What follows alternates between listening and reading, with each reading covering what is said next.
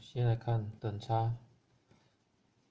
等差的时候呢，它最基本的公式是 an 等于 a1 加 n 减1 d。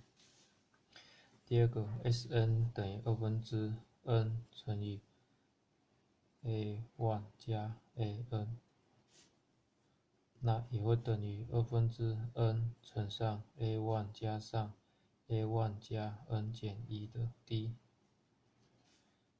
最后会等于n乘以 2a1 加 n 减1 d。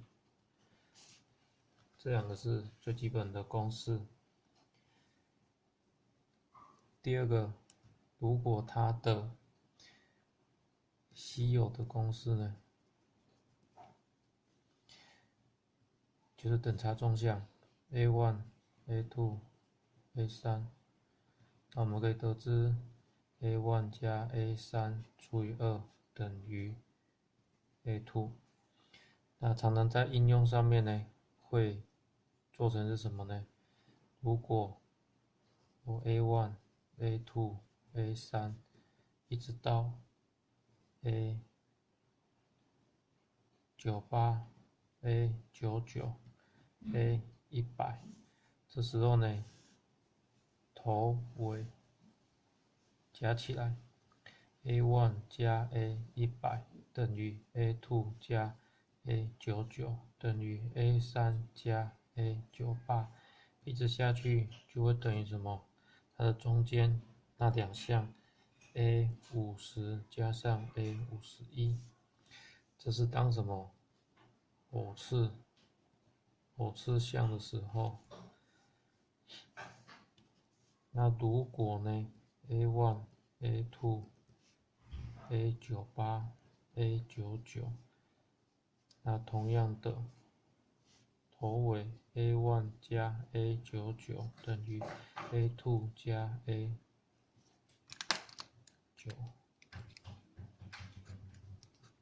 a2 加上 a98 等于下去之后会等于什么？它的1到99的中间是50，所以会等于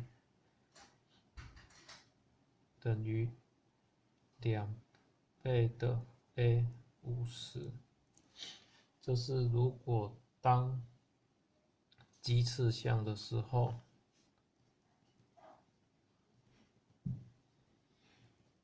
奇次项的时候就是这样子的一个概念。那再来呢，还有另外一种比较不常出现，但是也会有的极稀有的 S10， 例如说 S10等于 A1 加 A2 加到 A10，S11 到20等于 A11 加上 A12 加到 A20，S21 到30等于 A21 加 A22 加到 A30。这里面呢，这里的差距是差多少？10d， 为什么呢？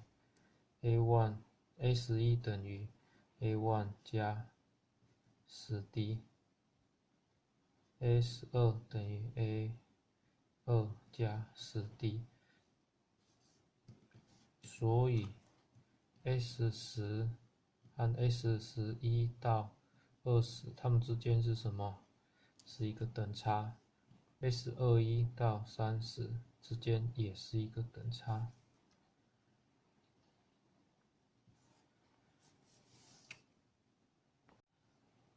再来是等比的部分，它的基本公式呢也是一样。第一个 an 等于 a1 乘上 r 的 n 减1次 ，Sn 等于1减 r a1 乘上1减 r 的 n 次方，或者等于 r 减1 a1 乘上 r 的 n 次方减1。那如果呢 r 小于1，且这个 n 呢趋近于无穷多的时候，这个 Sn 等于1减 r 分之 a1， 为什么呢？因为 r 的 n 次方趋近于0了。那接下来是它的稀有的部分。稀有的部分呢，跟刚才一样 ，a1、a2、a3 等比纵向 ，a1 乘 a3 等于 a2 的平方。那这样子的应用呢，其实是可以得到第二 a1、a2、a99、a100。那可以得到什么呢？相乘，a1 乘上 a100 等于 a2 乘上 a99。偶数项的时候呢，就等于什么？中间的两项等于 a50 乘上 a51。那如果 a1、a2、a98、a99 还是一样，奇数项 a1 乘以 a99。等于 a2 乘上 a98 等于 a 中间的50的平方。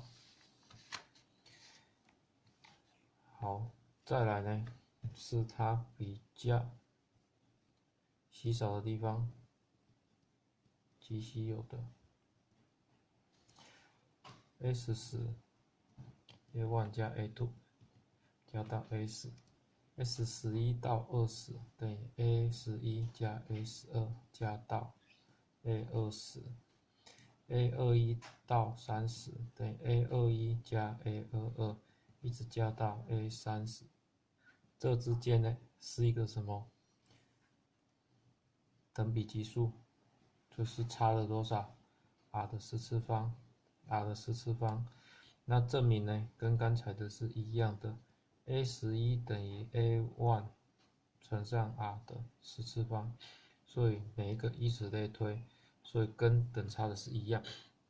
前10项跟后面10项跟下一个10项，前面几项差别是什么？差别是固定是等差数列。那最后呢，等比地方呢还有一个超积的。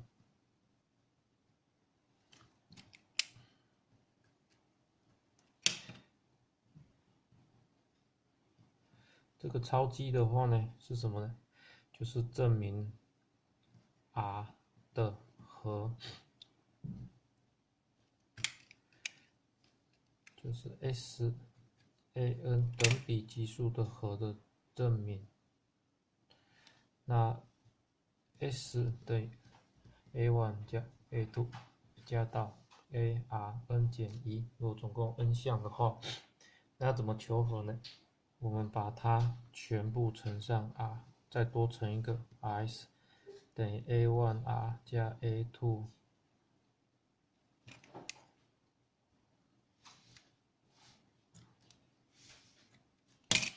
加 A1r 加 A1r 平方加 A1r 三方加到 A1rn 减1加上 A1 的 rn 次方，所以上面减下面1减 s 等于什么？这个相减掉，这个相减掉，一直相减掉，会变成 A1 加上 A1r 的 n 次方，会等于什么东西呢？ A1 1加 r 的 n 次方，这是1减 r 的 s， 所以 s 的1减 r A1 1